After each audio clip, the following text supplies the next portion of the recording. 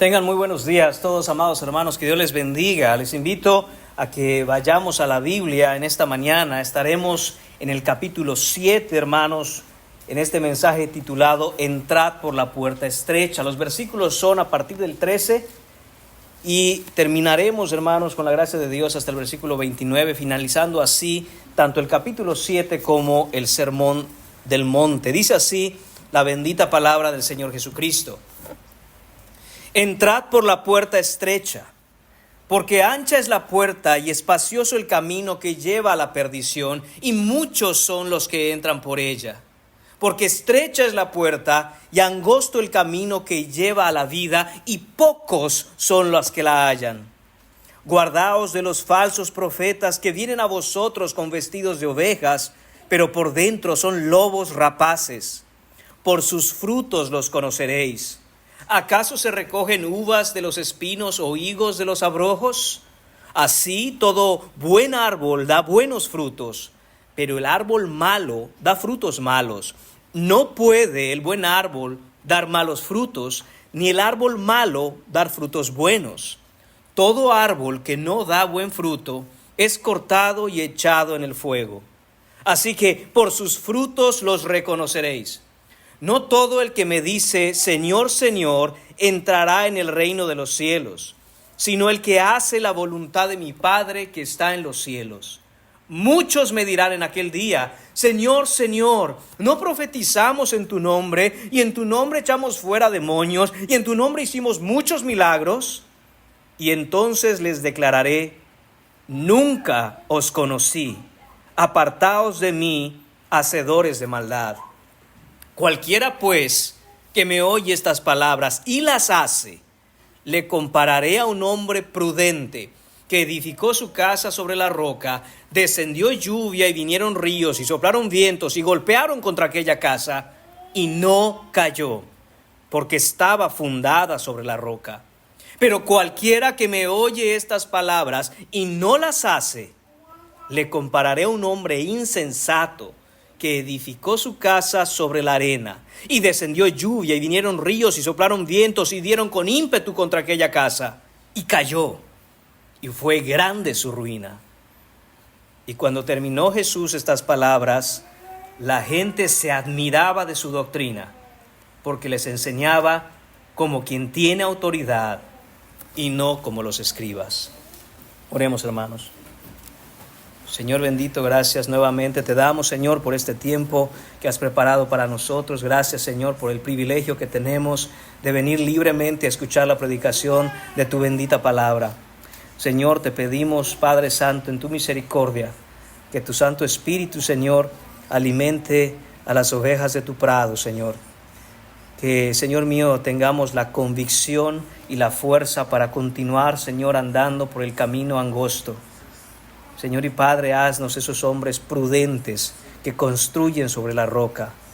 Y aún pedimos y oramos por aquellos que estando aquí, Señor, no han entregado su vida a Cristo, no han entrado por la puerta estrecha.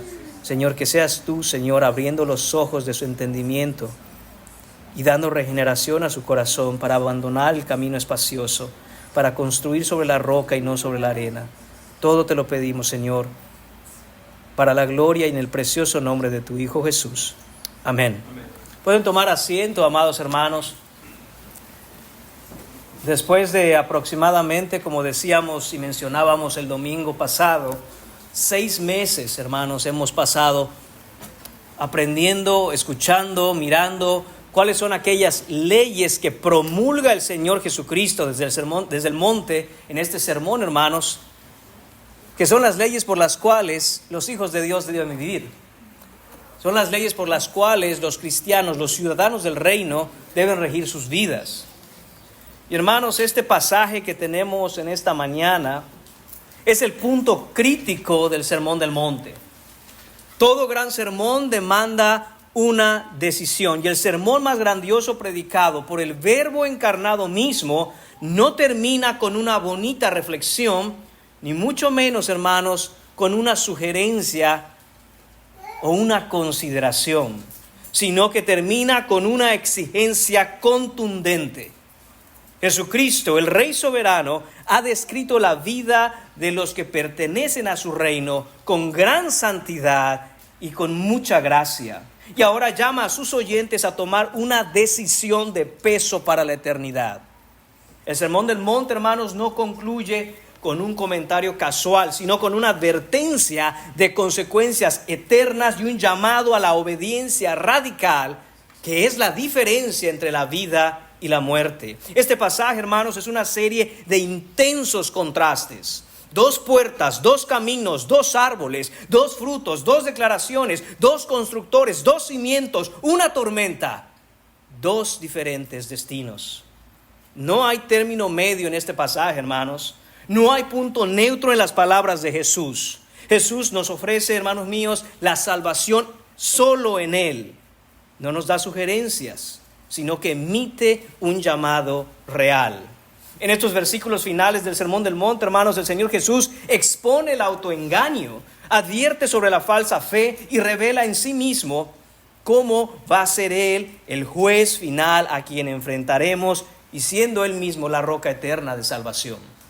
Aquí, hermanos, el verdadero Rey traza una línea divisoria entre los que por la fe en Él se dirigen al cielo andando por el camino angosto, y los que al rechazarlo neciamente van por el camino espacioso con destino al infierno. Hermanos, organizaremos nuestro pasaje de esta mañana tal y cual como se encuentra en nuestras Biblias, particularmente en la traducción Reina Valera. El punto número 1 estará en los versículos 13 y 14, y lo hemos titulado Las 2 puertas y los 2 caminos. Después, en el punto número 2, estaremos viendo los versículos del 15 al 20, al cual hemos titulado Los 2 árboles y los 2 frutos. Punto número 3, versículos 21 a 23, las 2 declaraciones y los 2 veredictos. Y concluiremos, por la gracia de Dios, con el punto número 4 en los versículos 24 a 29, los 2 constructores y los 2 cimientos.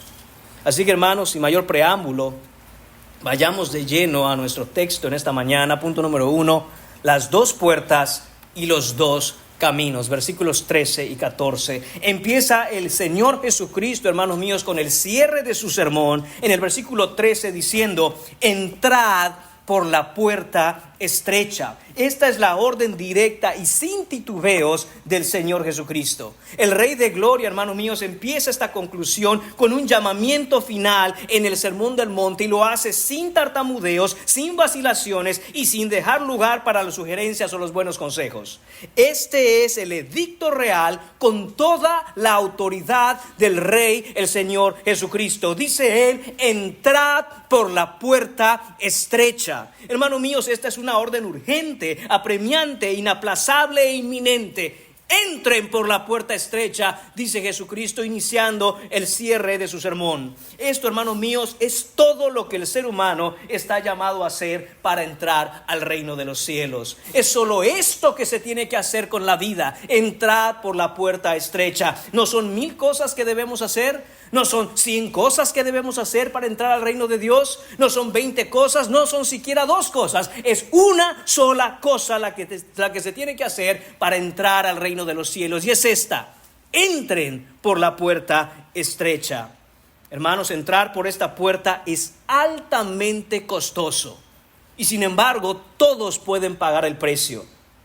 Lo que sucede es que nos costará absolutamente todo. Todo lo que tenemos, todo lo que somos, todo lo que soñamos, todos nuestros intereses, todo, hermanos míos, te costará entrar por esta puerta. Pero es necesario dejar todo atrás si realmente queremos entrar.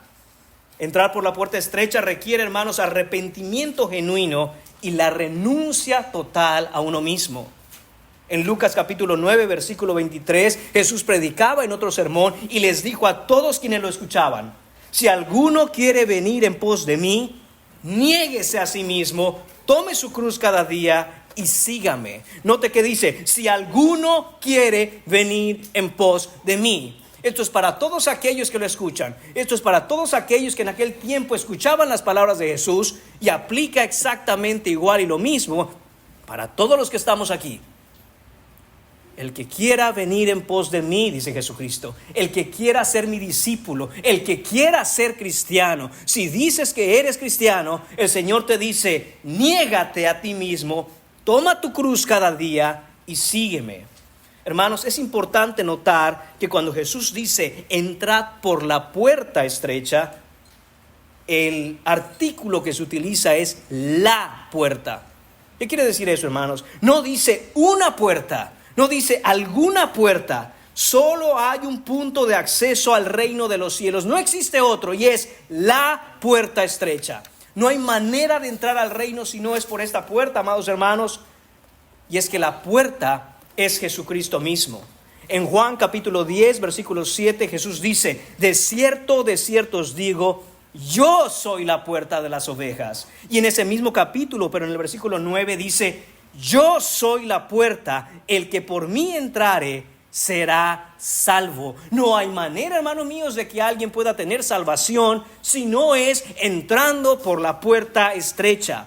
En Hechos capítulo 4, versículo 12, Pedro está predicando y Lucas registra que dijo esto: en ningún otro hay salvación, porque no hay otro nombre bajo el cielo dado a los hombres en que podamos ser salvos, sino en Jesucristo. Jesucristo es la única entrada al cielo y es la puerta por la cual entran las ovejas. Hermanos, entrar por la puerta estrecha significa entonces seguir a Jesús. Entrar por la puerta estrecha es tener fe en Jesús, es confiar en Jesús, es creer todo lo que diga Jesús, es abandonar el mundo y vivir para el reino de Cristo. Es tener una fe personal en Él. Esta fe debe ser real, debe ser dinámica, debe ser activa, debe ser algo que impulsa y apasiona todo nuestro vivir desde el interior.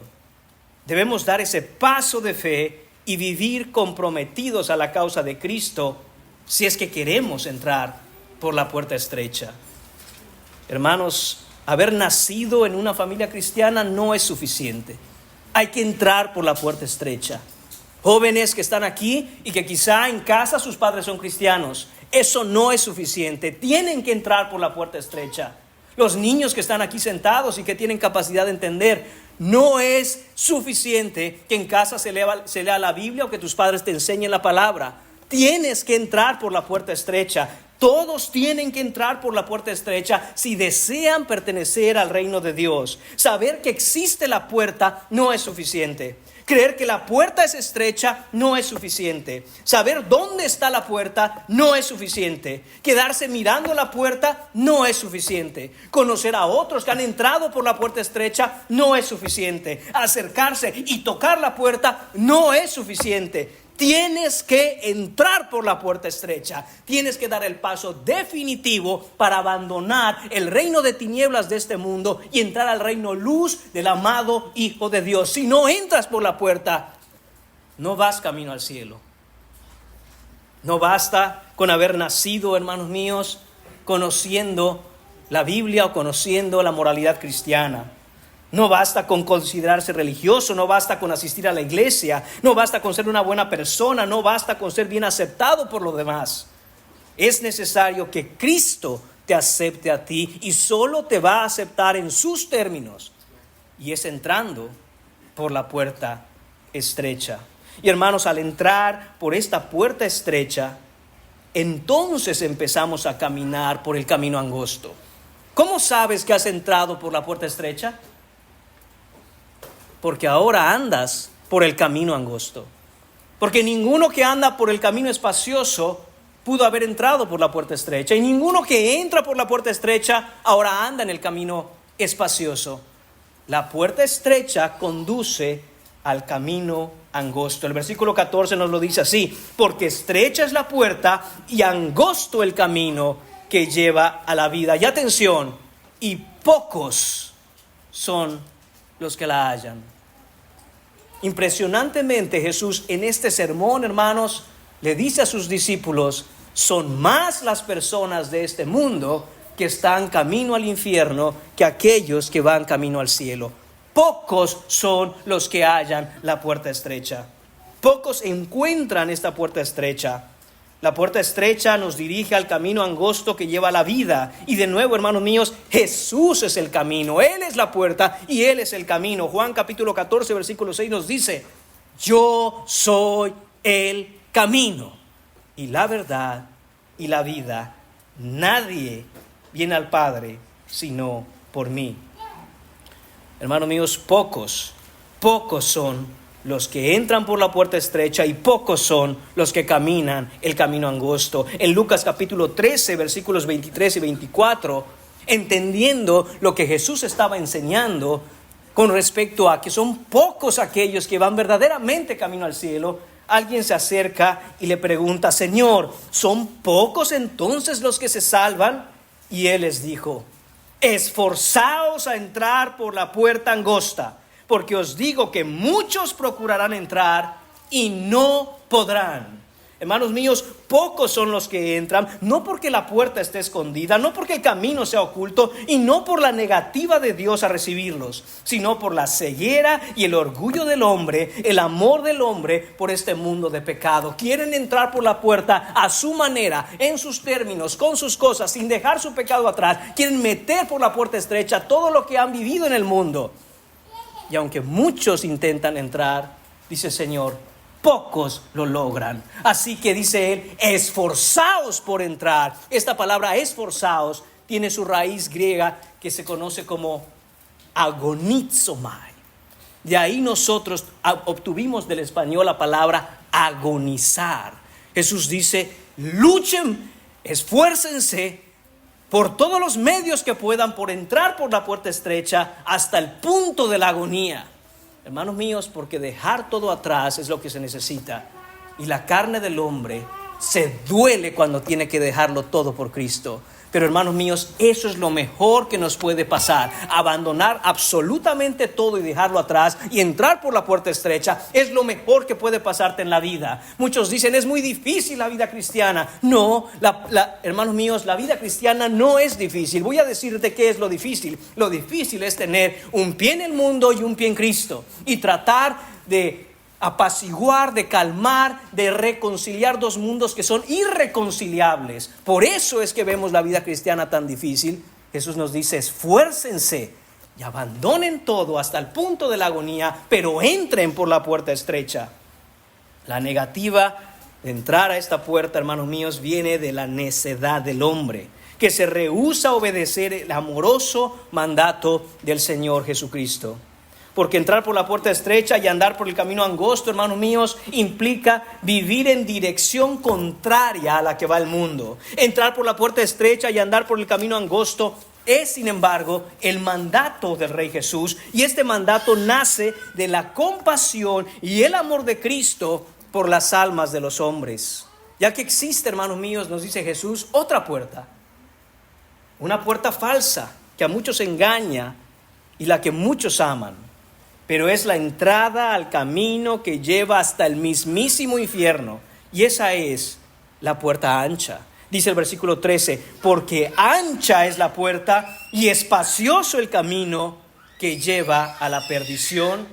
Y muchos, hermanos míos, muchos son los que entran por ella. Esta puerta ancha, hermanos, es una puerta muy popular, muy cómoda. Porque no hay exigencias para entrar, no requiere arrepentimiento ni cambio de vida, no exige una negación del yo, no demanda mortificar el pecado. Es la puerta de la autonomía personal, es la puerta de la falsa religión, es la puerta de la justicia propia, es la puerta del placer mundano. La puerta es ancha, hermanos míos, pero es una puerta nefasta y es mortal. La puerta ancha es fácil, es amplia. La puerta ancha, hermanos míos, no requiere sumisión, ni obediencia, ni renuncia, ni sacrificios, no requiere nada. Todos están invitados y todos pueden entrar como usted quiera, como cualquiera le piense o crea. Todos pueden entrar sin dejar nada atrás. Ni siquiera requiere que abandones tu antigua vida o que abandones tu pecado. La puerta ancha representa la forma de vivir del hombre caído. Todos nosotros, hermanos míos, desde que nacemos entrando por la puerta ancha y buscamos el camino espacioso. Pero al entrar, hermanos míos, por esa puerta ancha, Y al empezar a caminar por el camino espacioso, nos dirigimos hacia el infierno. Este es el camino, hermanos, del moralismo. Este es el camino de la religión externa. Este es el camino de la autosuficiencia. Este es el camino de la filosofía de los hombres. Es el camino de la ideología de las masas, del adoctrinamiento de las naciones, las ideas y costumbres del mundo, la moralidad siempre cambiante de la cultura. Ese es el camino espacioso. Si funciona para ti, está bien. Si no, pues no. Hazlo. Si no le haces daño a nadie, pues ¿cuál es el problema? Si eso te hace feliz, búscalo. Hermanos míos, este es el camino espacioso. Ese camino conduce a la perdición, lo que quiere decir la condenación, lo que es el fuego del infierno eterno. Nadie que entra por la puerta ancha transita por el camino espacioso. Hermanos míos, nadie que camina por el camino espacioso tiene escrito su nombre en el libro de la vida. Y el que no se haya inscrito en el libro de la vida será lanzado al lago de fuego, nos dice Apocalipsis capítulo 20, versículo 15. Así que, hermanos míos, el llamamiento inicial de todo este pasaje que Jesús hace es este: entrad por la puerta estrecha. ¿Has entrado por la puerta estrecha? ¿Puedes decir tú que ahora estás caminando por el camino angosto? ¿Puedes identificar claramente cómo tu andar, tu vivir, tu pensar, el modo de vida que quieres para ti, para tu familia, se dirige en una dirección opuesta a la que va el mundo?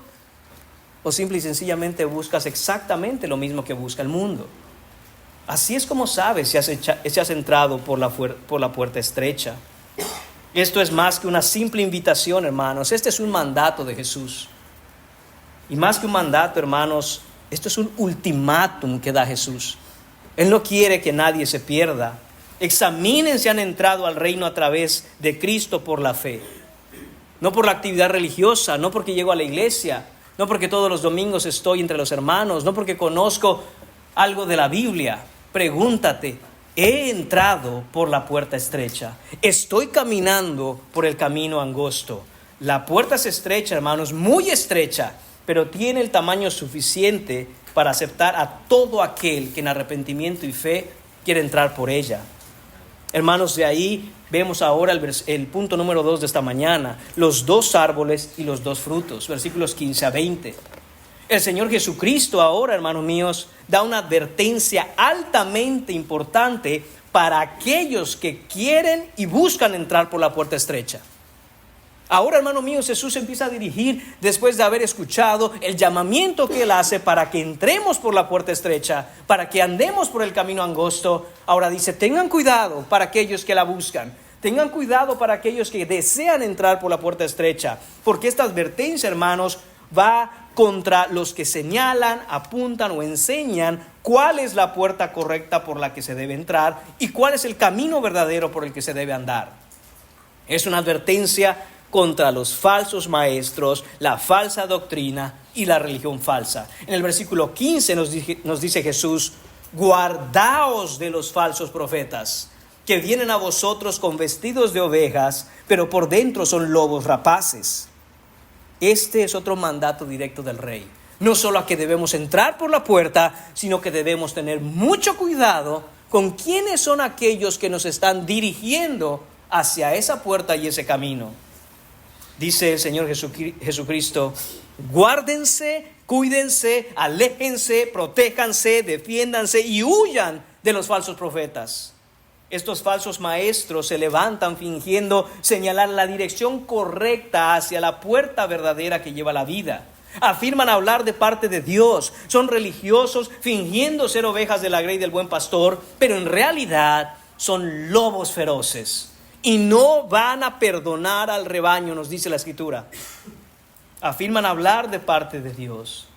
Afirman conocer la sabiduría de Dios. Afirman ser hijos de Dios. Afirman llevar a las ovejas por la puerta que es Cristo. Y sin embargo no lo hacen. Son lobos rapaces. Son animales salvajes listos para comerse a las ovejas verdaderas.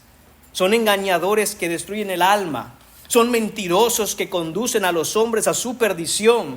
Poseen una fachada y una posición de moralidad externa, una posición en alguna religión quizá, pero por dentro son impíos que buscan lo suyo, que promueven sus ideas, que enseñan doctrinas de hombres como si fueran las doctrinas de Dios.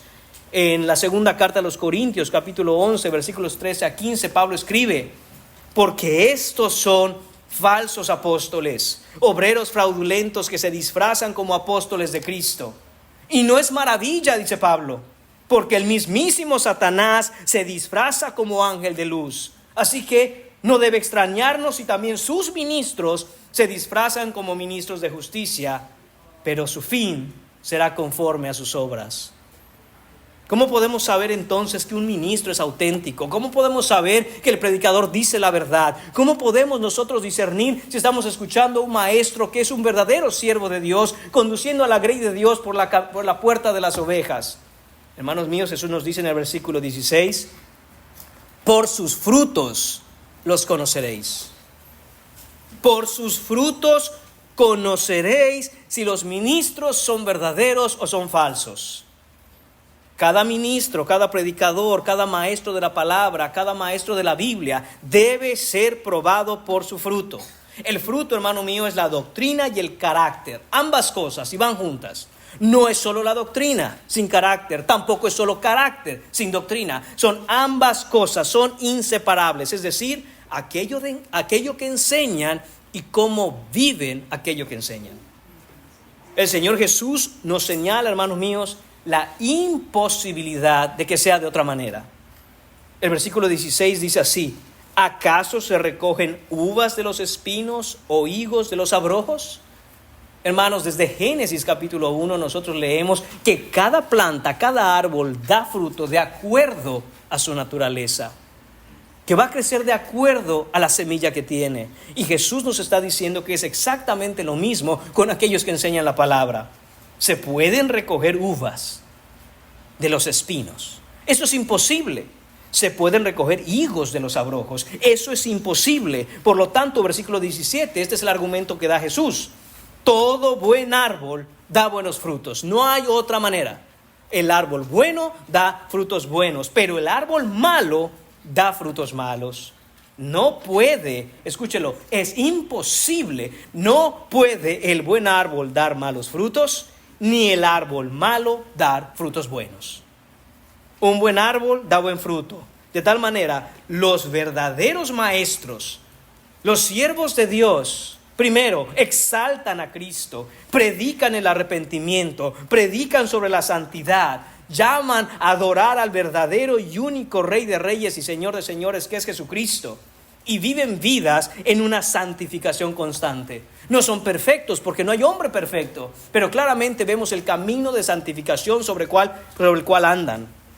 Sin embargo, el árbol malo no es así. O enseñan mala doctrina, por muy agradables que sean, por muy buenos que parezcan, o pueden enseñar la doctrina correcta, pero no tienen un cambio de vida. Ambos, dice el Señor Jesucristo, son falsos.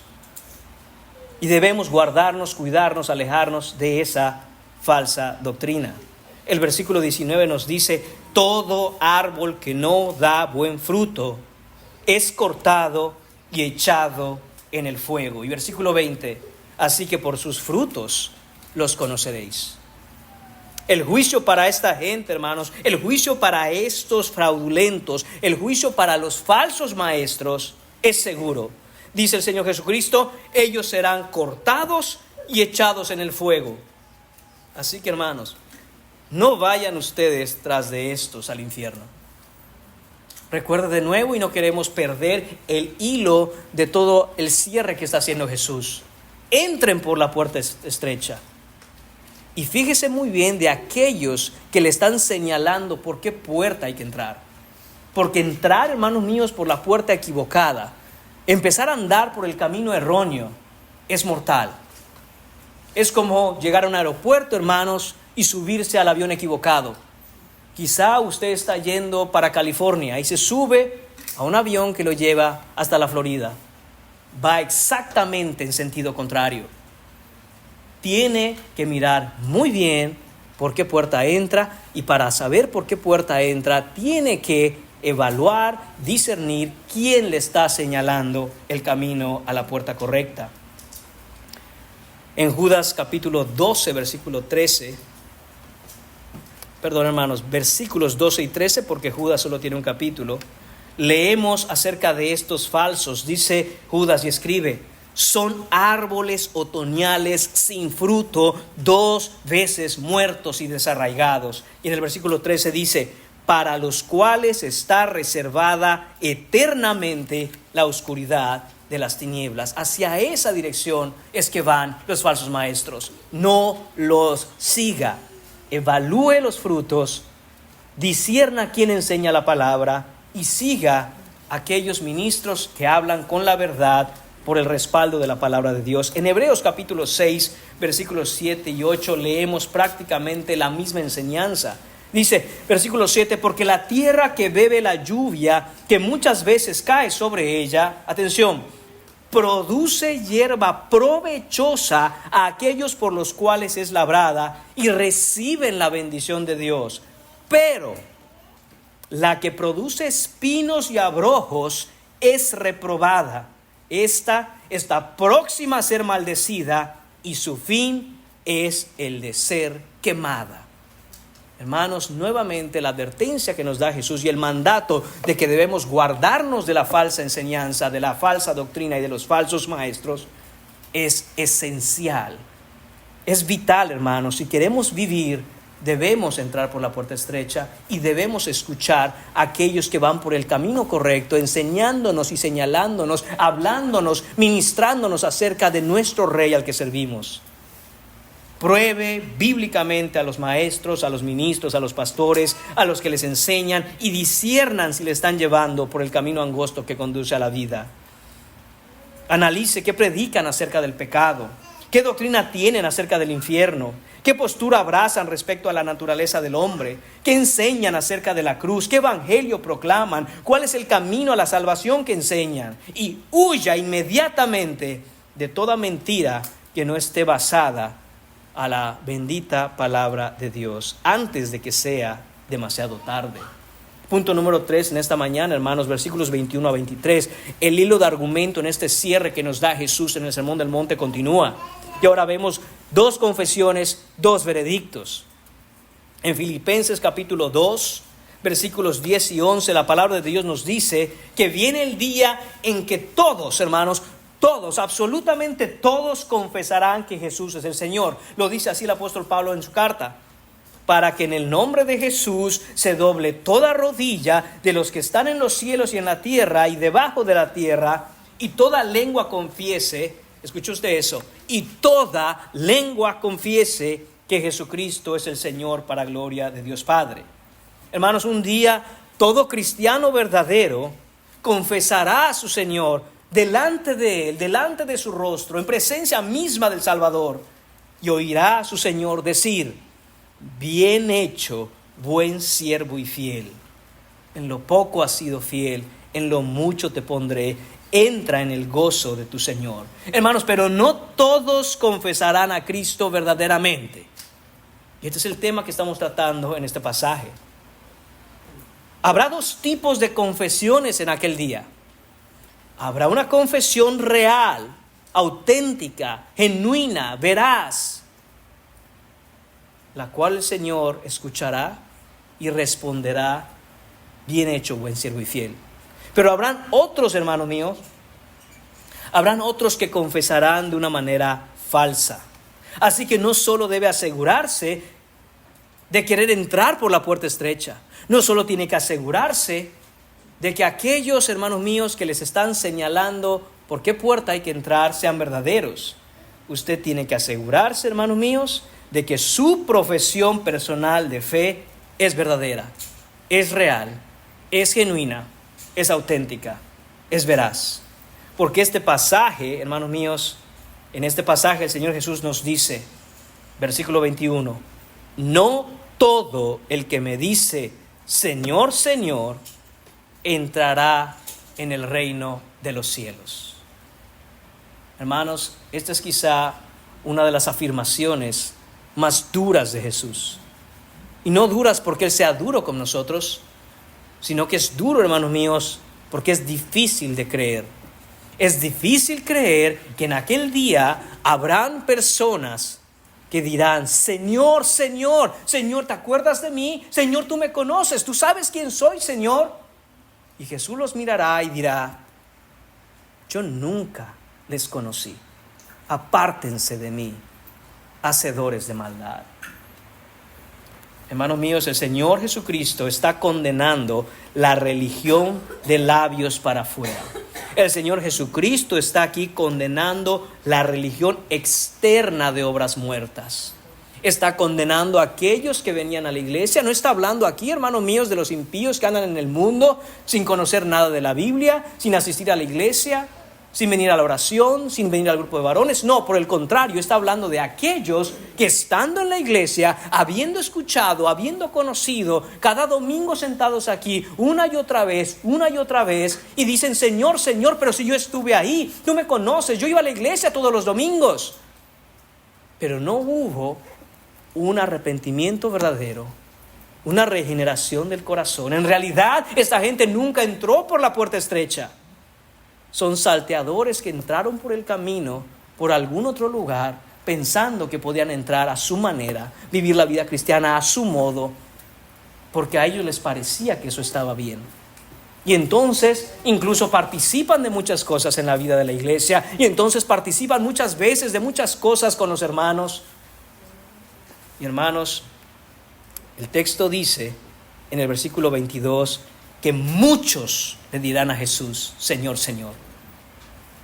Eso, hermanos míos, quiere decir, y voy a hacer esto muy personal, que de todos los que estamos aquí, de acuerdo al versículo 22 del capítulo 7, es que pocos dirán Señor, Señor, y serán recibidos.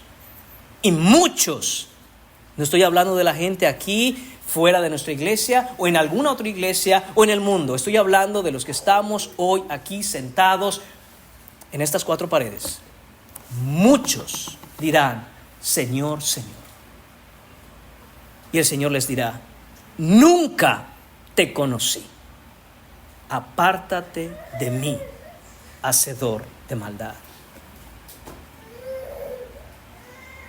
Muchos me dirán en aquel día: Señor, Señor, no profetizamos en tu nombre, y no en tu nombre echamos fuera demonios, y en tu nombre hicimos muchos milagros. Hermanos míos, la confianza de muchos, no de pocos, de muchos de los que están aquí sentados hoy, no está en el Señor Jesucristo, sino que está depositada en sus propias obras. Es que yo me porto bien, es que yo soy bueno, es que yo llego a la iglesia, es que yo leo la Biblia, es que yo oro, es que yo llego a varones, es que yo ayuno, es que no es que tú, es qué es lo que hizo Cristo. Tu confianza tiene que estar en la obra del Señor Jesucristo. Es la única que te puede salvar. Y sin embargo, muchos cristianos hoy tienen su confianza en es que yo hice. Ni siquiera, hermanos míos, las señales, los prodigios y los milagros son prueba ninguna de salvación. Pensemos, por ejemplo, en Judas el traidor.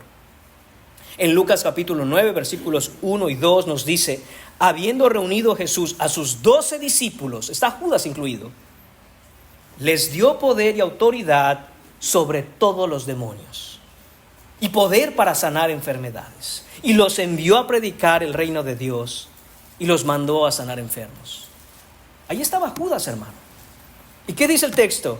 Que el Señor les dio poder y autoridad sobre los demonios y poder para sanar. ¿Y qué hizo Judas? Fue, y hermano, tenía poder sobre los demonios, hermanos, y sanó enfermedades. Y hermanos, predicó el evangelio, pero nunca fue una oveja del rebaño. En 2 Tesalonicenses, hermanos, capítulo 2, versículos 8 a 12, leemos exactamente la misma situación que tiene que ver con señales, prodigios y milagros. Aquí Pablo está escribiendo a la iglesia de Tesalónica, enseñándoles e instruyéndoles acerca de aquel día en que el anticristo llegará. Entonces dice: se manifestará aquel inicuo a quien el Señor matará con el espíritu de su boca, y destruirá con el resplandor de su venida. Inicuo cuyo advenimiento, escuche bien, es por obra de Satanás, con gran poder y con señales y con prodigios mentirosos, y con todo engaño de iniquidad para los que se pierden, por cuanto no recibieron el amor de la verdad para ser salvos. ¿Qué está diciendo Pablo aquí? Que en los postreros días, hermanos, cuando esté a punto de llegar y levantarse, revelarse el anticristo, habrán muchos obreros fraudulentos, como ya vimos, que tendrán incluso poder para hacer milagros, para arrastrar a aquellos que, dice el texto, no recibieron el amor de la verdad para ser salvos. Es decir, se dejan impresionar por las señales, es decir, que se dejan fascinar por los milagros, pero no tienen amor por la verdad. Y la verdad, hermanos míos, es lo que está escrito en la palabra de Dios. No se refiere aquí, hermanos, a la verdad como un concepto abstracto, como una idea. Quiere decir que no tienen amor por lo que está escrito.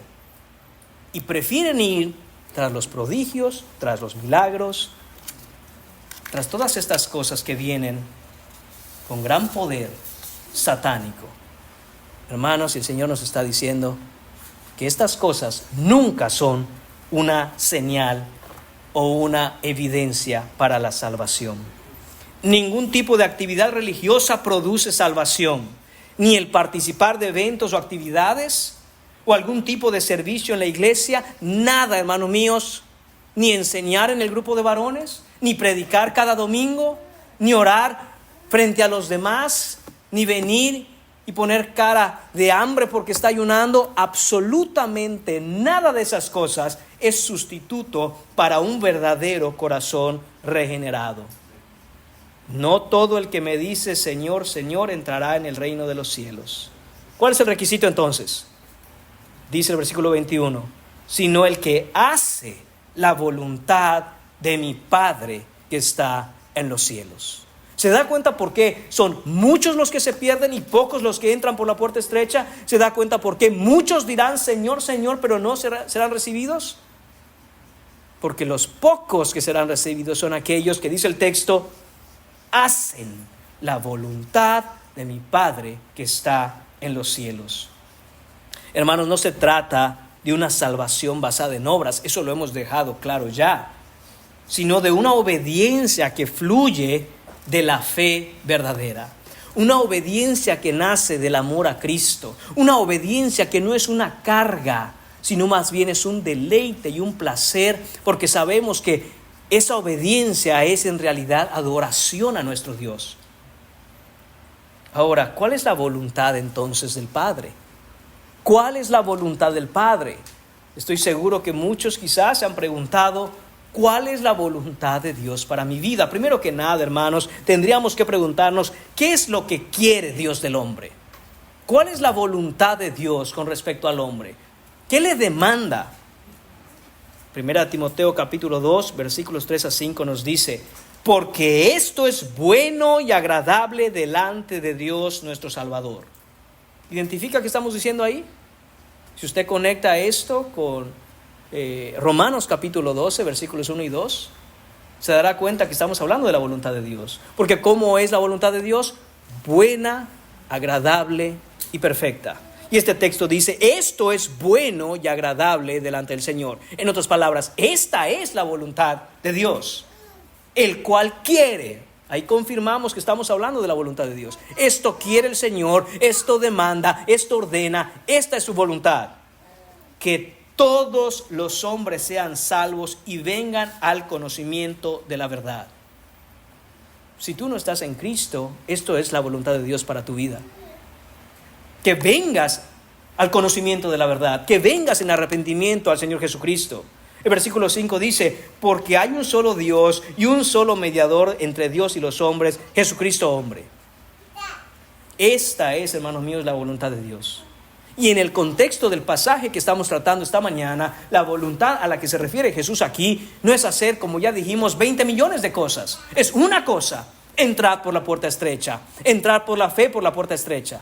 Esa es la voluntad de Dios para todos los hombres. En segunda carta de Pedro, capítulo 3, versículo 9, leemos: el Señor no retarda su promesa, según algunos la tienen por tardanza, sino que es paciente para con nosotros. Escuche, no queriendo que ninguno perezca. Habla de la voluntad de Dios ahora en sentido negativo. No quiere el Señor que ninguno perezca, que ninguno muera, que ninguno acabe en el infierno, sino que ahora nos va a decir cuál es la voluntad de Dios para los hombres: que todos procedan al arrepentimiento. ¿Te has arrepentido de tus pecados? ¿Has venido a Cristo en arrepentimiento y fe y has abandonado esa vida que llevabas antes para ahora dedicarte por completo al Señor Jesucristo? Para crecer en la fe, para conocer al Salvador. ¿Has tomado la decisión de dar ese paso definitivo y entrar al camino angosto y agonizar, cambiando todo lo que hay que cambiar, esforzándonos en amor por nuestro Señor Jesucristo, a que nuestra vida, y si tienes una familia, la vida de tu familia, sea una vida que le honre, que lo exalte, que los demás puedan ver quién es el Señor a quien adoras, porque ven quién eres y qué familia tienes? Esa es la voluntad de Dios. Tú puedes decir: hermano, yo ya vine al Señor Jesucristo, ya he hecho la voluntad de Dios, ese arrepentimiento genuino y esa fe verdadera en Jesucristo ya la tengo. Entonces, ¿cuál es ahora la voluntad de Dios para mi vida, hermanos? No ha cambiado. Primera de Tesalonicenses, capítulo 4, versículo 3 dice: esta es la voluntad de Dios para vosotros, hablando a los cristianos, vuestra santificación. Para aquellos que no han venido, tienen que venir a Cristo, y para aquellos que han venido a Cristo, tienen que continuar por el camino angosto. Esa es la voluntad de Dios, no hay otra. El hombre no tiene que romperse la cabeza pensando en 100 millones de cosas para saber cuál será la voluntad para mi vida de parte de Dios. Ven a Cristo si no has venido y continúa el proceso de santificación hasta el día de Jesucristo. Eso es la santificación. Muchos de aquí ya lo deben tener claro, pero si usted no lo sabe, santificación significa crecer en la fe, crecer en gracia, crecer en conformidad al carácter de Jesucristo, ir echando fuera de nuestra vida nuestro pecado y empezar a hacer cosas, empezar a vivir la vida del reino en donde las cosas dan gloria al Señor Jesucristo. Hermanos míos, sin la realidad de una nueva vida, no hay esperanza de entrar en el reino. Sin un crecimiento continuo en conformidad al carácter de nuestro Salvador, el Señor Jesucristo, no podemos decir con certeza que ha habido un nuevo nacimiento. No lo podemos decir. Porque repito, y lo he dicho en este sermón ya, todo aquel que entra por la puerta estrecha está caminando el camino angosto. No hay otra manera.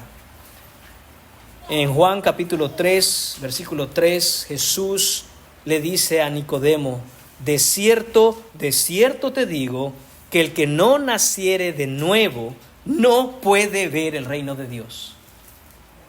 Ahí está, hermanos míos, lo que se requiere para entrar por esa puerta estrecha. Está aquí lo que se requiere para escuchar a los correctos y verdaderos ministros de Dios que nos señalan a qué puerta entrar. Y aquí está, hermanos míos, lo que es necesario para dejar el pecado atrás, para dejar nuestra vida pasada atrás, para dejar el mundo de las tinieblas y entrar al reino de luz del amado Hijo de Dios. Es necesario nacer de nuevo. Esto es lo que nos dice el Señor Jesucristo. Si esto no es una realidad en tu vida, hay un veredicto.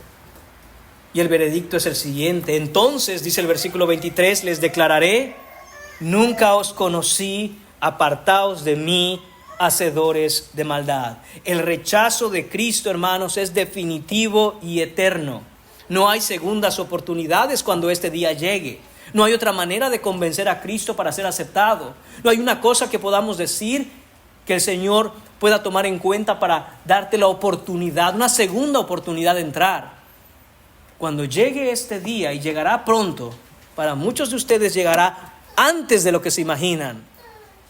si no están en Cristo, si no entraron por la puerta estrecha, si no caminaron por el camino angosto, si no estuvieron siendo discipulados por maestros verdaderos y genuinos de la palabra de Dios, si no son verdaderos creyentes, este será el veredicto de cada uno de aquellos que viva así. Nunca te conocí, apártate de mí. Y no podemos pasar por alto, hermanos, algo muy importante. Al decir esto en el versículo 23, el Señor Jesucristo se está identificando a sí mismo como el juez en el día final. Es a Jesucristo a quien enfrentaremos. No hay otro. Todo poder y toda autoridad fue dada a Jesucristo. Y a Él es al que todo hombre enfrentará en el día del juicio. Esta es una clara afirmación de su absoluta deidad y de su autoridad celestial y divina. No hay otro a quien enfrentaremos, no hay otro a quien rendiremos cuentas, no hay otro, por tanto, a quien debamos agradar o seguir. No hay, hermanos míos, entonces, en este mundo ni en el universo a quien nosotros debamos postrarnos, sino a Jesucristo, porque Él es nuestro juez, nuestro Salvador, nuestro Señor y nuestro Rey. Esto nos deja claro, hermanos, que el infierno no es solo para los que fueron abiertamente malvados. Muchos piensan así, pero yo no soy tan malo. Pero yo no soy como aquel borracho de acá a la vuelta. Pero yo no soy como aquel que golpea a su esposa. Pero yo no soy como aquella mujer que abandonó a sus hijos. Yo no soy como aquella mujer que se anda prostituyendo. Por lo tanto, yo estoy bien con Dios. Mentira.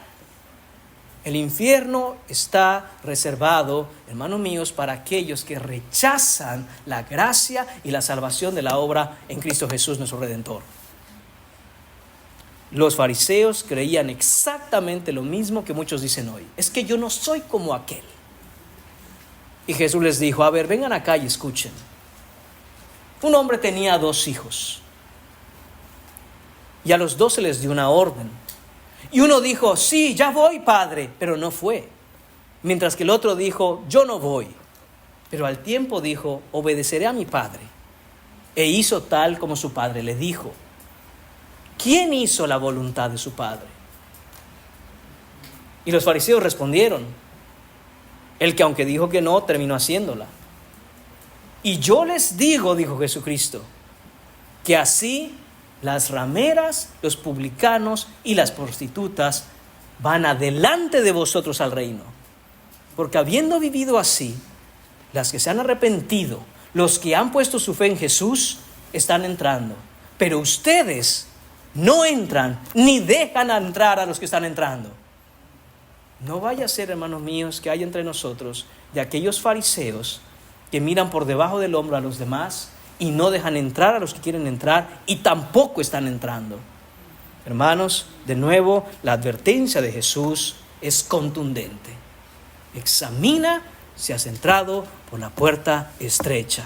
Examina si estás andando por el camino angosto. Discierne si estás siendo discipulado correctamente en la palabra de Dios. Y examina si tu confesión es real. O solo llegas cada domingo y estás en las 4 paredes de la iglesia, pero no estás en Cristo. Porque de nuevo, hermanos, repito, el rechazo de Cristo en ese día será definitivo y eterno. Puedes decir con confianza que Cristo te conoce. Puedes decir con confianza que ese día el Señor te mirará y sabrá quién eres.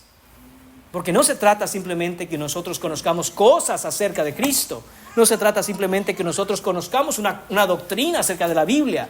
No se trata de que nosotros sepamos quién es Jesús. Se trata de que Él sepa quiénes somos nosotros. Hermanos, si pongamos esto muy claro, no quiere decir que Jesús no conoce algo de alguna persona. Él es omnisciente y lo conoce absolutamente todo. Incluso, hermanos míos, el ateo más ateo tiene contados los cabellos de su cabeza y Jesús los conoce. Este conocer aquí no significa información acerca de ti.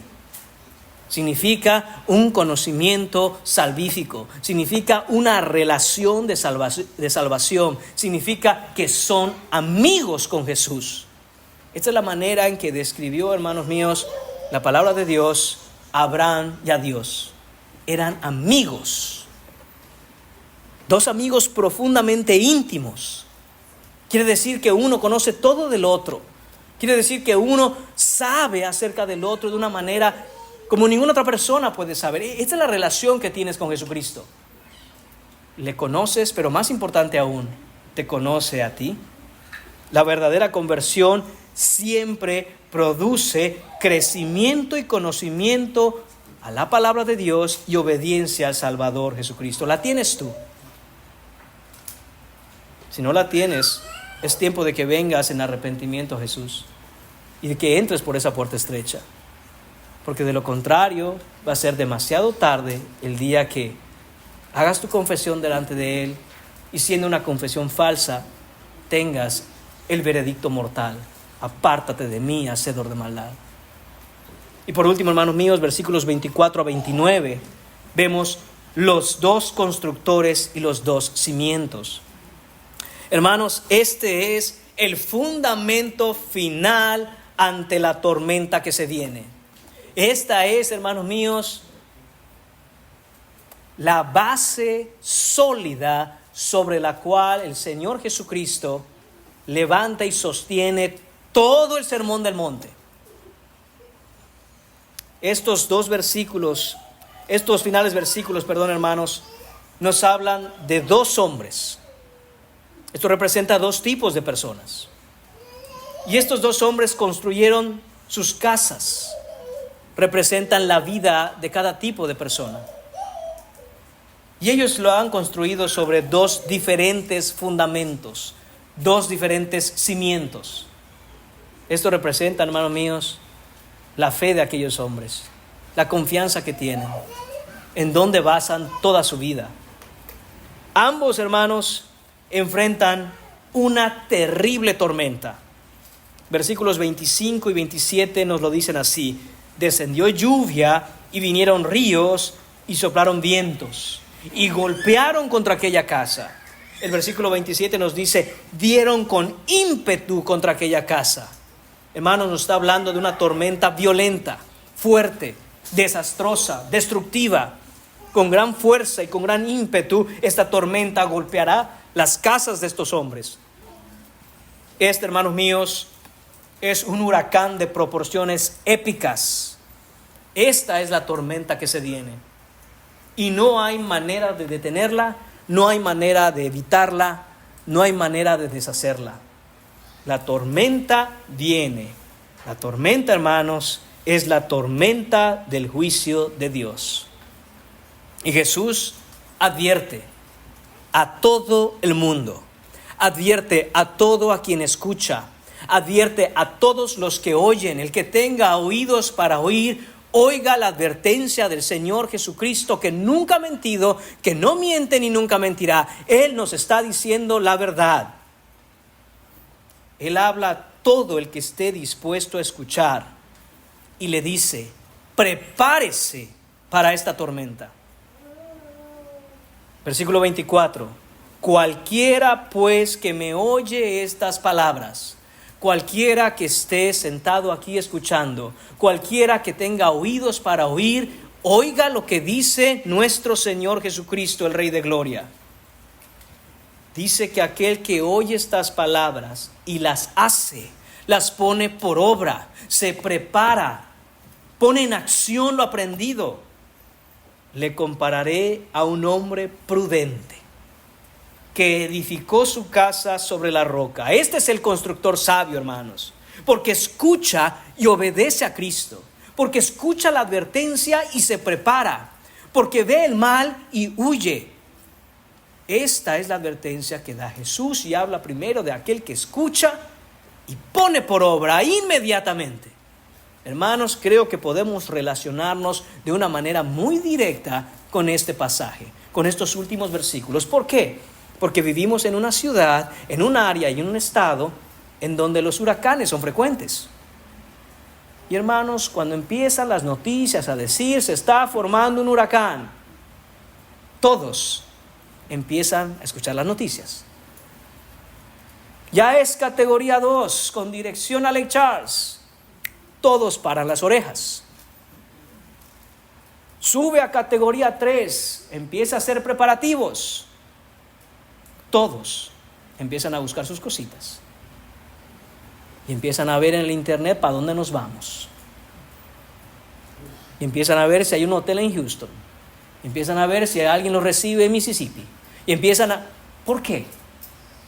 Hermanos, permítame la expresión, porque no somos ningunos tontos. Si nos quedamos, nos va a ir mal.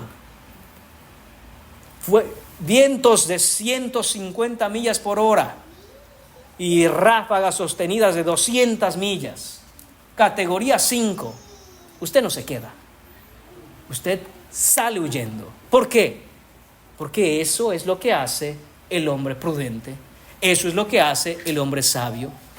Y sin embargo, hermanos míos, Jesús en estos versículos finales nos está advirtiendo de una tormenta que es infinitamente mayor, que es absolutamente más destructiva y de la cual no hay donde esconderse, de la cual no hay hotel que nos guarde, de la cual no hay pariente que nos reciba, de la cual, hermanos míos, cuando llegue destruirá todo a su paso, a menos que, dice el Señor Jesucristo, sea un hombre prudente que escucha las palabras de Jesús y se prepara construyendo su casa sobre la roca.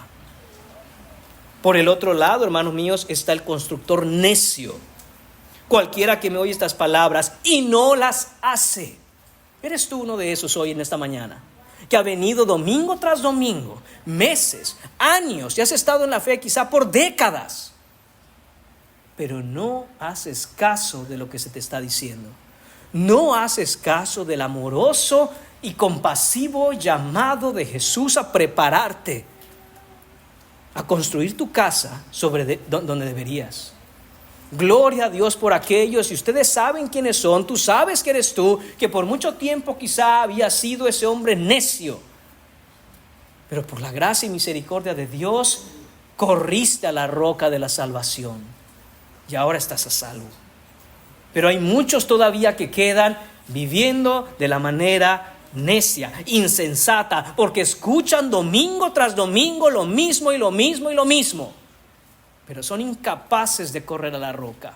No pasa nada, dicen. Se va a desviar el huracán, dicen. No va a llegar la tormenta, dicen. Jesús está diciendo la verdad. La tormenta viene y viene para destruirlo todo. ¿Dónde estás parado? ¿Dónde está construida tu casa? La vida del constructor necio es así. Escucha, pero no hay obediencia. Su vida es solo una fachada de domingo tras domingo, porque no tiene un fundamento sólido en la palabra de Dios, no conoce la palabra de Dios, no practica la palabra de Dios, no ama la palabra de Dios, no busca al Señor Jesucristo en oración.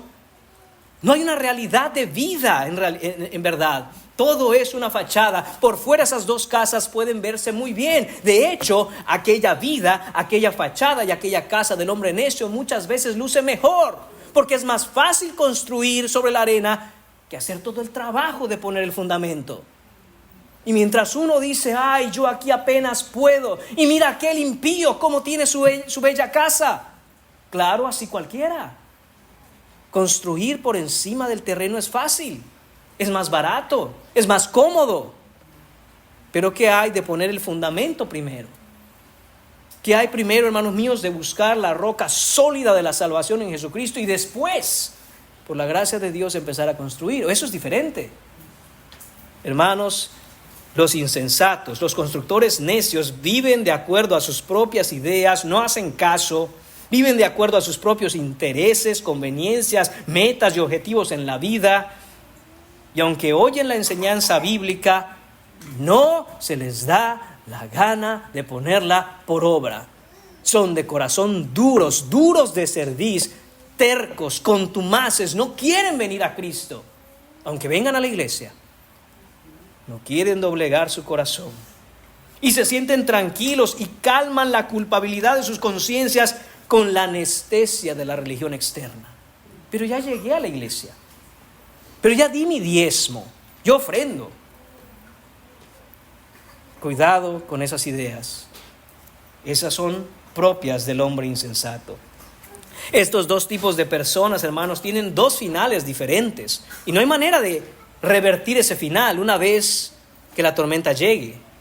El constructor sabio escucha y obedece a Cristo, enfrenta esa tormenta. Dice el texto que viene la lluvia, se suben los ríos, soplan los vientos y golpean duro contra aquella casa. Pero esa casa no cae porque está fundamentada sobre la roca. La tormenta no puede sacudir la casa del hombre que tiene su fundamento en la roca, que es Cristo. El juicio final de Dios no puede tocar a aquellos que tienen fe en Jesús. Romanos capítulo 8, versículo 1 nos dice: ahora pues, ninguna condenación hay para los que están en Cristo Jesús, los que no andan conforme a la carne, sino los que andan, los que caminan, los que viven conforme al Espíritu. Los constructores sabios que tienen como fundamento la roca de la salvación, que es Jesucristo, jamás serán conmovidos. Pero ¿qué hay del constructor necio? Es escucha sin obediencia, lo hemos dicho ya. Escucha, oye.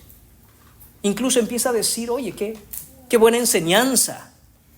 Pero ignora las advertencias. Pero se queda en qué bonito mensaje. Y no hace absolutamente nada. Para la casa de ese hombre necio también la lluvia desciende, se suben los ríos y se vienen contra la casa, soplan los vientos, dan con ímpetu, dice la Escritura, contra aquella casa. Y cae inmediatamente. Y fue grande su ruina, dice el Señor. La destrucción del hombre insensato será absoluta y total.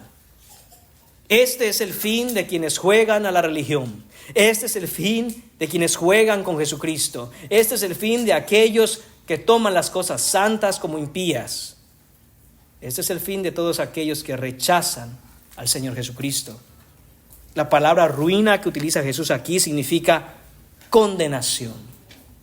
Esto es la condenación eterna en las llamas del infierno. Dos constructores, dos cimientos, una tormenta, dos destinos diferentes. ¿Cuál es tu destino? ¿Sobre qué fundamento tienes construida tu casa? Si no es en la roca de salvación que es el Señor Jesucristo, tú eres el hombre insensato. Arrepiéntete y corre a la roca, el fundamento inconmovible de salvación que es Jesucristo, y construye ahí tu vida, una nueva vida. Abandona la que tienes, porque la que tienes será destruida el día de la tormenta. En el versículo 28 vemos cómo termina el Señor Jesucristo este sermón que nos ha tomado 6 meses aproximadamente a nosotros. Y cuando terminó Jesús estas palabras, la gente se admiraba de su doctrina. La gente quedó boquiabierta con las cosas que escuchó ese día. Quedó anonadada, impactada. No sabía cómo reaccionar.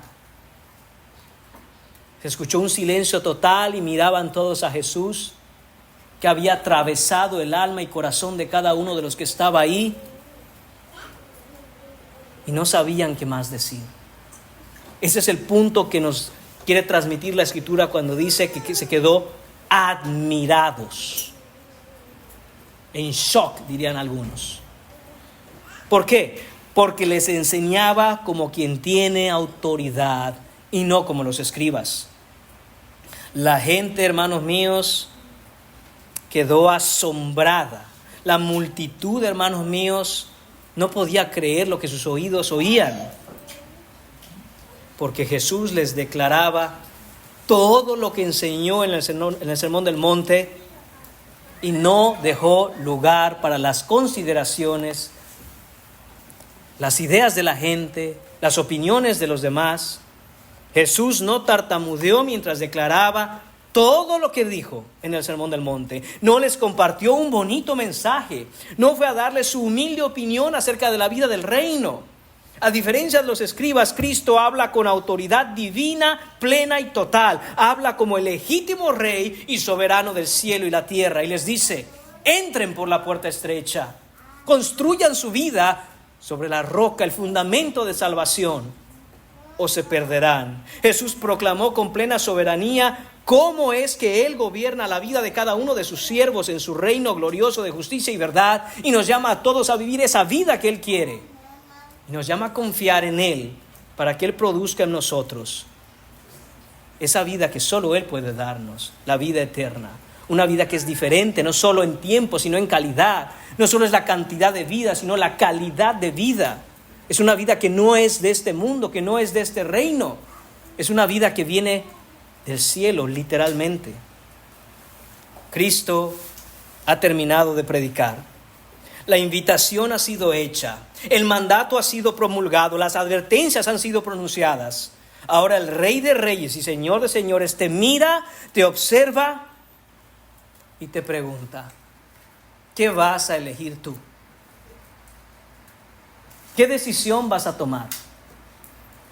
¿Vas a salir de aquí y vas a decir más de lo mismo?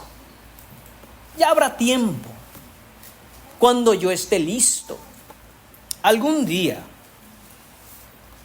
Entra por la puerta estrecha y no te pierdas. Salva tu vida mientras puedes. Cuídate de los falsos profetas. Haz la voluntad del Padre. Construye tu casa sobre la roca. No hay terreno neutral. El camino es angosto. La tormenta es inminente. El juez es Jesucristo. Y el momento de decidir cuál será tu destino es hoy, es ahora, es aquí y es ya. Mañana, después, luego, algún día.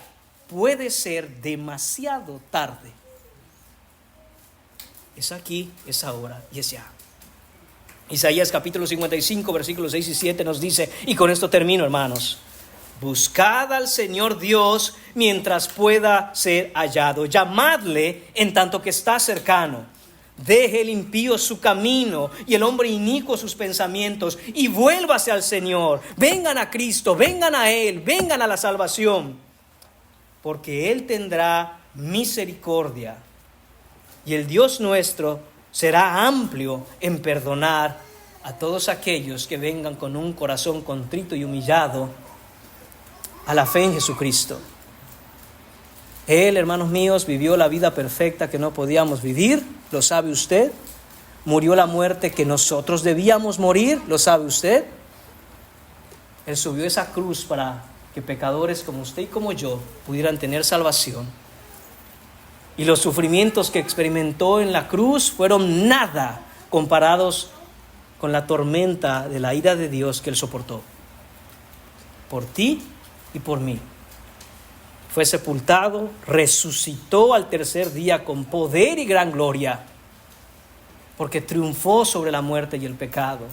Y el Hades no lo pudo detener, y nada puede detenerlo. Y regresará también en gloria para juzgar, como el juez de la tierra, con juicio para todos aquellos que nos han arrepentido. Y tendrá también misericordia de todos aquellos que, formando parte de su pueblo y su iglesia, viene a rescatar. Ven a Cristo hoy y no te pierdas. Oremos, hermanos. Señor y Padre, te damos las gracias, Señor, por tu palabra, por tu verdad, por este llamamiento, por esta orden, por el amor que nos has tenido, Señor, de advertirnos y llamarnos a entrar por la puerta estrecha. Señor, perdónanos cada vez, Señor, que somos atraídos, Señor, por la puerta ancha. Perdónanos, Señor, cuando renegamos del camino angosto de la santificación en la que andamos, pensando que andar por el camino espacioso sería mejor.